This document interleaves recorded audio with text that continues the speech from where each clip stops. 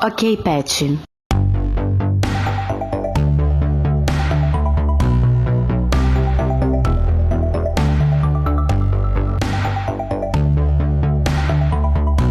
Olá a todos! Começa agora o segundo programa Pet Discute, com o tema Inteligência Artificial.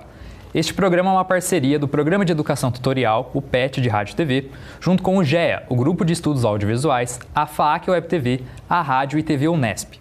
Ao longo de 4 episódios, a gente vai conversar aqui sobre inteligência artificial e suas várias áreas. Essa que é a proposta de pesquisa do PET. Hoje, a gente vai apresentar a inteligência artificial e sua perspectiva na comunicação. Ao nosso lado, temos o pesquisador Fábio Cardoso, formado em Ciência da Computação pelo SENAC, Artes pela Unesp e mestre em TV Digital. Fábio, muito obrigado pela disponibilidade. Imagina, obrigado. O prazer é meu. Fábio, primeira pergunta é assim, a comunicação é um processo tão dinâmico, a gente vê as coisas mudando muito, é fake news para um lado, é uma loucura a comunicação. É possível aplicar inteligência artificial na comunicação? Acho que não só é possível, como hoje em dia é primordial.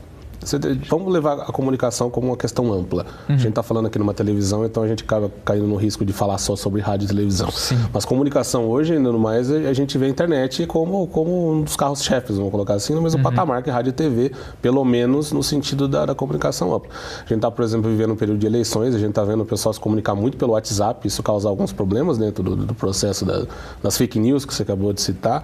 Então, dentro de rádio e televisão, principalmente da televisão, você vai ver muito uso de inteligência artificial na comunicação com o público. O chatbot, por exemplo, quando a pessoa entra no Facebook de uma emissora de televisão e vai se comunicar sobre um programa. Não necessariamente aquela resposta vai ser dada pelo produtor do programa, mas por um robô treinado para poder passar esse tipo de informação para ele. E esse robô vai ter que ser treinado com os valores do programa em si. Não vou entrar em detalhes de como se treina um robô, mas o funcionamento é mais ou menos esse. Também a gente vai ter elaboração do pessoal está começando a usar a inteligência artificial para criar roteiro.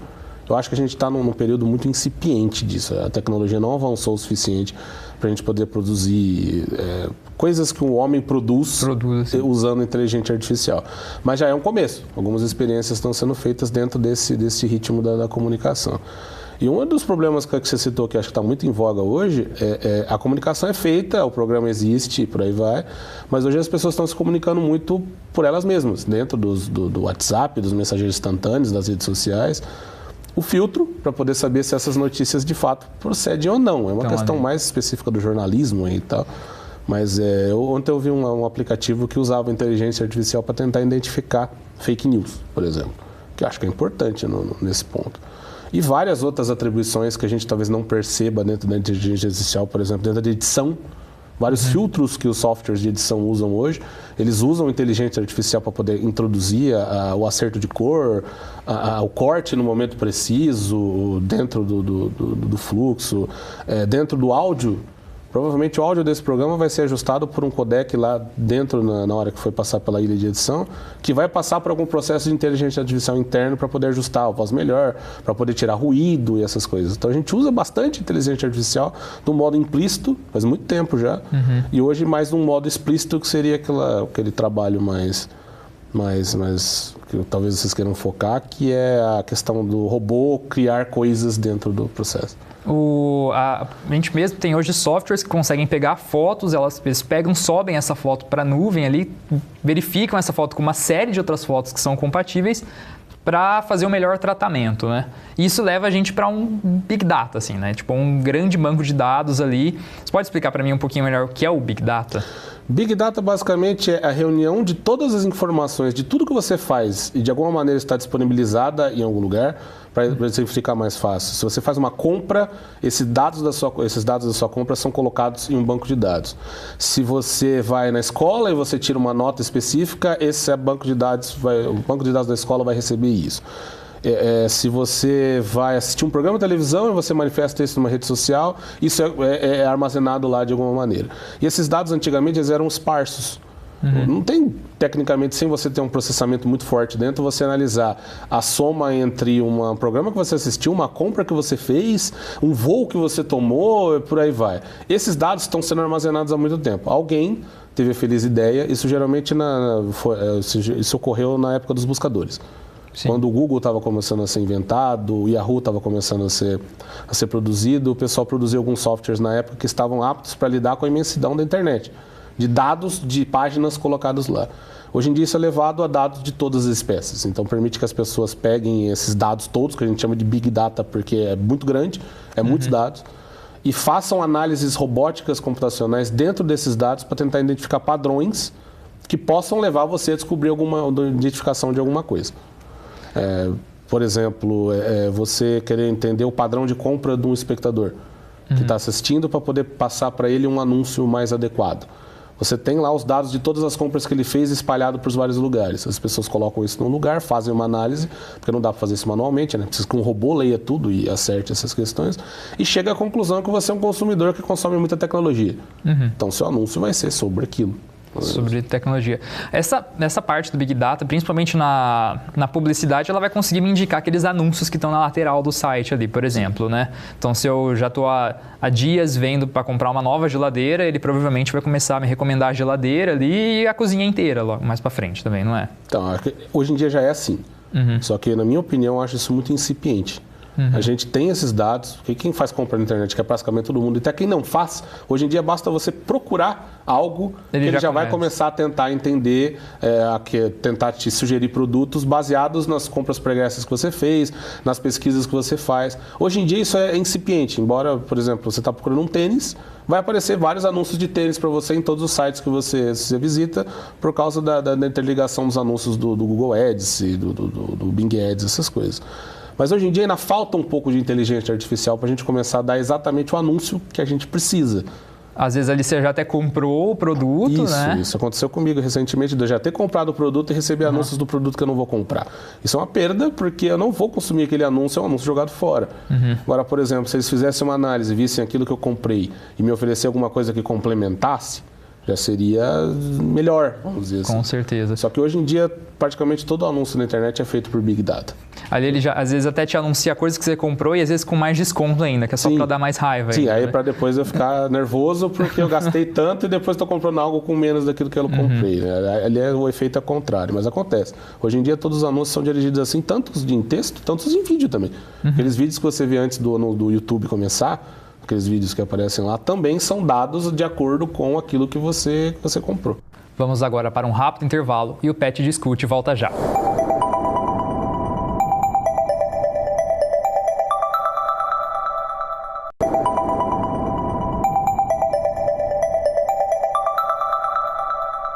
Voltamos agora com o Pet Discute. Nosso tema de hoje é inteligência artificial e comunicação. Ao meu lado tem o pesquisador Fábio Cardoso.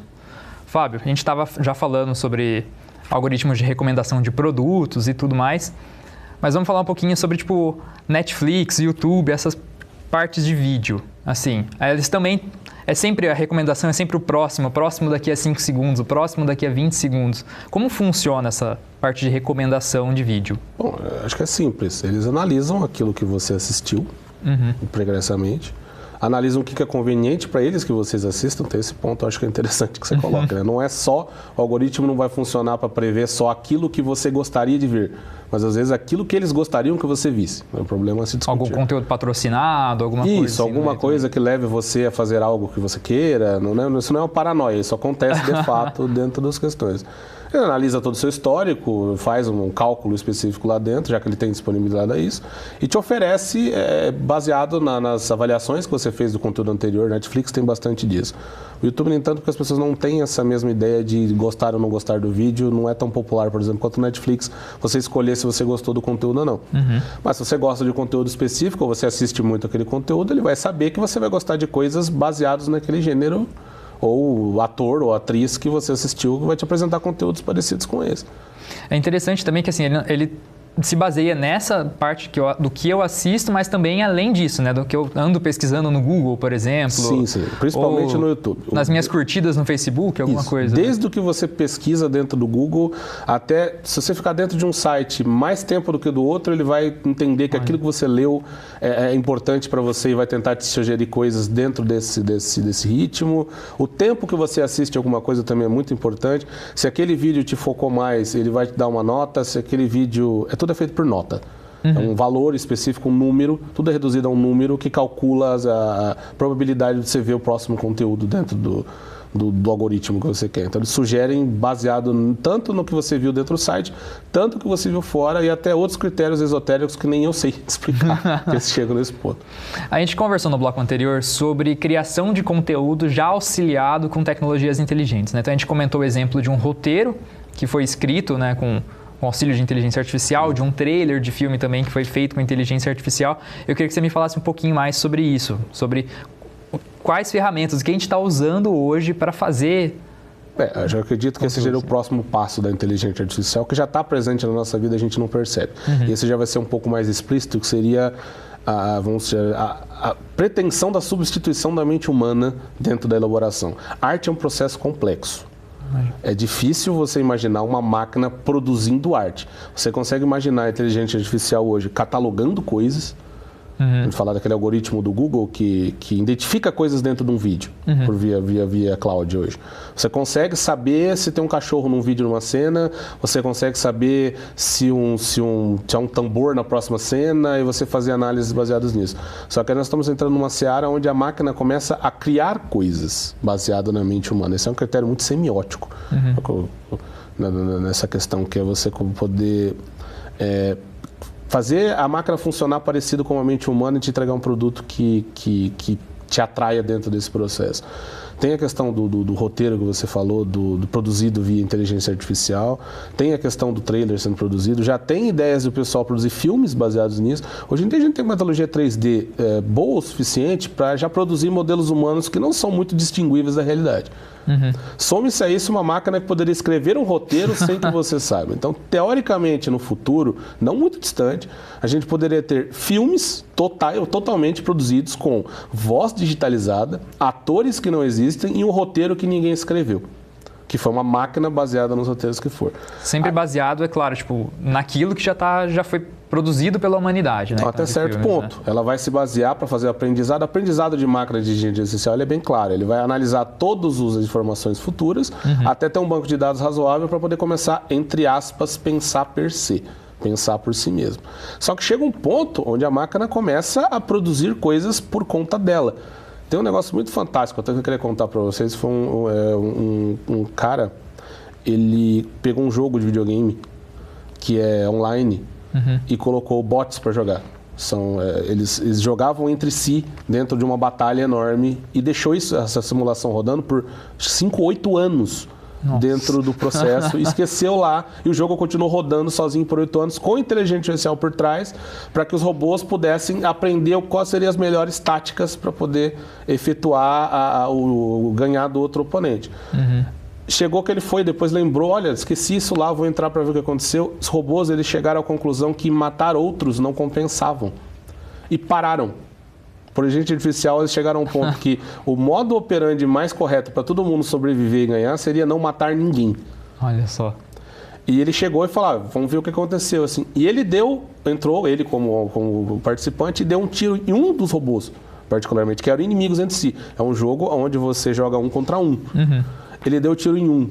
Todos os outros robôs entenderam que aquilo era um ataque e ameaça do mundo que eles criaram ali. E mataram o personagem. Aí depois o jogo caiu, porque foram 8 anos rodando sem nenhum tipo de detalhes, essas coisas todas. Mas é fantástico que a máquina chegou a uma conclusão que aquele era o status quo que ela queria, que era ninguém matando ninguém. Quando entrou um ente a mais e deu um tiro, eles entenderam que aquilo era uma ameaça, aquilo que eles tinham conquistado, e mataram ele. E é importante frisar que esse não era o comportamento inicial. Por que eu disse isso? Porque hoje em dia a gente está acostumado a imaginar que a inteligência artificial vai usar da nossa expectativa, de todo o banco de dados que a humanidade criou, para chegar à conclusão. Mas é justamente talvez o oposto. Ela está começando a pensar sozinha, a ter conclusões baseadas naquilo que fez, que é mais ou menos o que se aproxima da mente humana. A gente poderia pensar, às vezes, lá no futuro, até ela não só se baseando, por exemplo, o critério de um filme produzido com inteligência artificial ser só bilheteria. Sim. Ele poderia pensar em outros aspectos ali dentro. É uma máquina, então ela vai fazer uma análise do que é importante.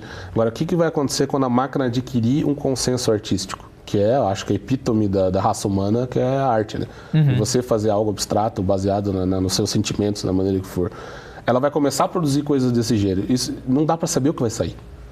Você não tem ideia do que ela vai produzir, porque a gente tem alguns experimentos de inteligência artificial que provocaram resultados completamente inesperados um chatbot que evoluiu para se comunicar com outro chatbot com uma linguagem que eles não sabiam qual era. A própria máquina criou uma linguagem própria para se comunicar, sabe?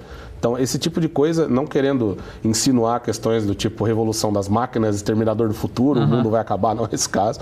Mas é interessante você frisar que as máquinas com inteligência artificial produzem resultados que nós não estamos acostumados e levar em conta isso. Bacana. Vamos agora para um rápido intervalo e o PET Discute volta já já.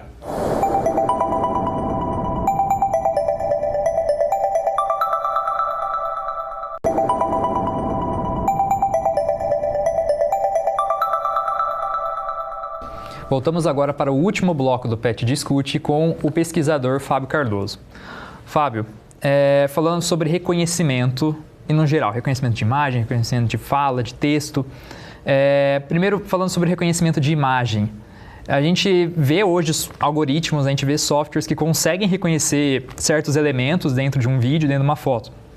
Como as redes sociais têm usado isso para fazer controle de paz, por exemplo. Se um conteúdo tem nudez ou alguma coisa que é inapropriada para a comunidade ali. Eles analisam a foto da mesma maneira que já é um recurso que a gente está acostumado de identificar a nossa face dentro das fotos que nossos amigos tiram. Hoje em dia a inteligência artificial já evoluiu o suficiente para tentar identificar corpos e ações de corpos que estejam fazendo alguma coisa que teoricamente não seria recomendado de acordo com a idade, do jeito que for. A gente já está evoluindo também a inteligência artificial a um ponto onde ela já começa a identificar coisas mais abstratas, por exemplo, cenas de violência. A gente fica muito preocupado com a questão da nudez, da questão sexual, mas a gente esquece que tem outras fotos também que não é interessante que uma criança veja. Por exemplo, cenas de violência explícita ou algo desse gênero. Os algoritmos já começaram a tentar identificar esse tipo de coisa e aí a censura ela é baseada numa análise específica. O Facebook, por exemplo, funciona dele fazer uma análise primordial via inteligência artificial e, caso a foto fique num nível dúbio, sempre naquela questão do número, né? Pode ser que a foto seja 100% explícita ou que o algoritmo não consiga identificar. Aí ele joga para operadores humanos que analisam essa imagem e decidem se ela pode ser classificada ou não. A gente poderia utilizar esses recursos também para a questão de acessibilidade. Ah, sim, fantasticamente. Eu tenho um projeto, inclusive, que tenta analisar áudio e fazer a tradução simultânea desse áudio em eventos ao vivo, usando inteligência artificial e cloud storage. Você identifica a voz, hoje em dia é praxe isso, vários programas que a gente está acostumado, até aqueles assessores pessoais que a Amazon lançou, que o Google lançou, que você tem em casa e conversa com eles fazem as coisas, já fazem uma identificação de voz satisfatória. Hoje o nosso celular já faz isso. Só que o que o aprendizado de máquina e inteligência artificial ofereceu hoje é analisar essa linguagem e oferecer uma tradução em voz daquilo que ela falou. Por exemplo, citando a minha parte, mas isso pode ser expandido para muitas coisas. É você pegar um áudio, reconhecer que aquele áudio passar para uma questão escrita, que você já pode legendar, isso é importante para quem tem algum tipo de dificuldade para poder identificar o som. Você pode legendar um programa automaticamente com closed caption e... Por exemplo, você está numa reunião, uma pessoa que tem dificuldade com a língua, hoje em dia isso é uma barreira. No mundo global, hoje, você saber os idiomas que as pessoas estão falando é complexo. Você já consegue traduzir e passar para a pessoa falar ao mesmo tempo que a pessoa está falando. Tradução simultânea. Tradução simultânea que é factível, mas as aplicações são infinitas, principalmente, por exemplo, associando aquilo que você falou, do reconhecimento de imagem por vídeo, de você saber aquilo que está acontecendo naquele vídeo, hoje em dia já é um pouco incipiente, ainda é um pouco incipiente. Você reconhece que tem um cachorro no vídeo. Você reconhece que tem um vaso, mas falta aquela questão de reconhecer as emoções que o vídeo tem. A partir do momento que isso não for um obstáculo, e a gente está evoluindo de um jeito onde daqui a pouco não vai ser, você vai poder fazer autodescrição para pessoas que têm deficiência visual, por exemplo, poder acompanhar um vídeo automaticamente. Então, de certa forma, hoje eu consigo reconhecer que ali eu tenho certos elementos, eu tenho uma mesa, eu tenho um vaso, mas eu não estou conseguindo entender todo o contexto daquela cena que é me passada pelo visual. Sim. Se você analisa, por exemplo, que tem uma criança chorando, você vai saber que é uma sensação de tristeza. Agora, o ser humano tem emoções complexas. É difícil você saber que aquela cena em si está passando um tipo de emoção, por exemplo, que é importante que a pessoa que está assistindo entenda que aquilo funciona. Isso funciona muito no visual, pouco difícil que uma máquina, um pouco mais difícil que uma máquina reconheça. Mas já estamos chegando no ponto. A Microsoft já tem um algoritmo que tenta identificar emoções em imagens. Funciona razoavelmente bem. Se aliar isso aqui, considerando que um vídeo é uma sequência de várias imagens, você conseguiria, com processamento bastante elevado, começar a tentar identificar emoções dentro de um vídeo, que é funcional para catalogação. Hoje em dia a gente tem um problema sério na internet de ter um conteúdo absurdo. Indexação desse material, né? E você precisa saber que aquele conteúdo existe e procurá-lo. Também funciona, mas principalmente na questão da acessibilidade, para poder passar para uma pessoa que tem deficiência visual, por exemplo, aquilo que o vídeo está sendo apresentado, que hoje em dia exige um operador humano.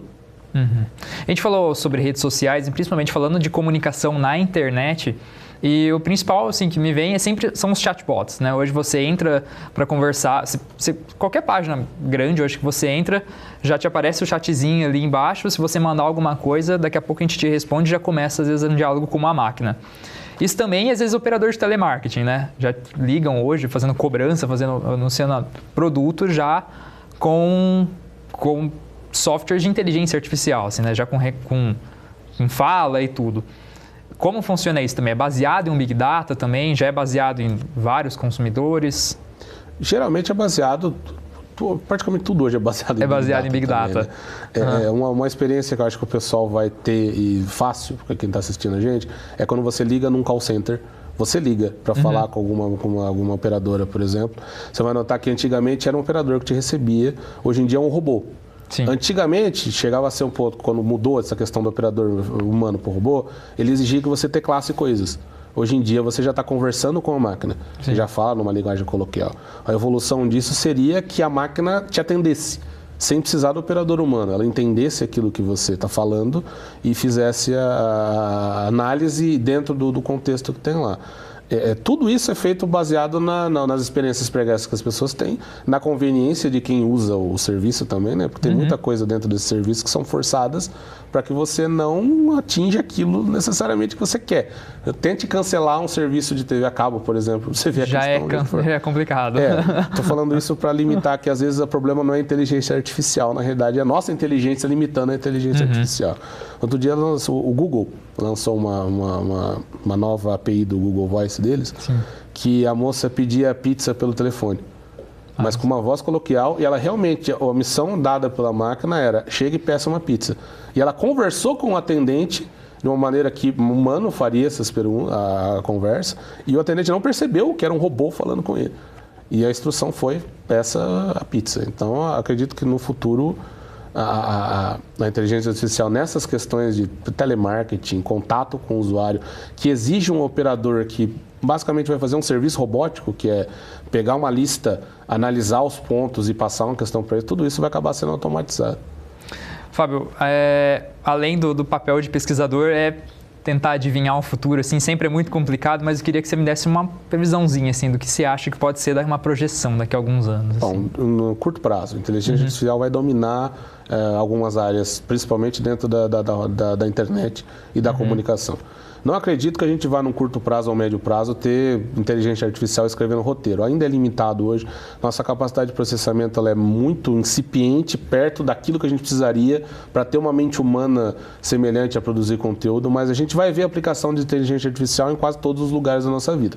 Desde o fato de a gente ter um carro que dirija, não sozinho, mas que dirija automaticamente pela inteligência artificial, até essa cerca, essa bolha que nos cerca, que quando a gente entra na internet, você vai receber conteúdo que você queira ver. Complicado, um assunto talvez com outro, da questão do jeito que for. Mas a curto e médio prazo, eu acredito que seja isso. Vai haver um crescimento exponencial da inteligência artificial, sem dúvida, mas eu acho que a gente está muito longe ainda de ter uma inteligência artificial que emule o comportamento humano em certos pontos, embora tenha gente que queira, que ache que nós estamos chegando nesse ponto. Fábio, muito obrigado pela sua disponibilidade de compartilhar isso com a gente hoje. Você assistiu a mais um programa da série PET Discute, que fala sobre inteligência artificial. Todos os episódios estão disponíveis nos nossos canais no YouTube. Esse foi um programa produzido pelo PET de Rádio TV, o Programa de Educação Tutorial, em parceria com a FAAC Web TV, o GEA, o Grupo de Estudos Audiovisuais, Rádio e TV Unesp. Até a próxima. Tchau!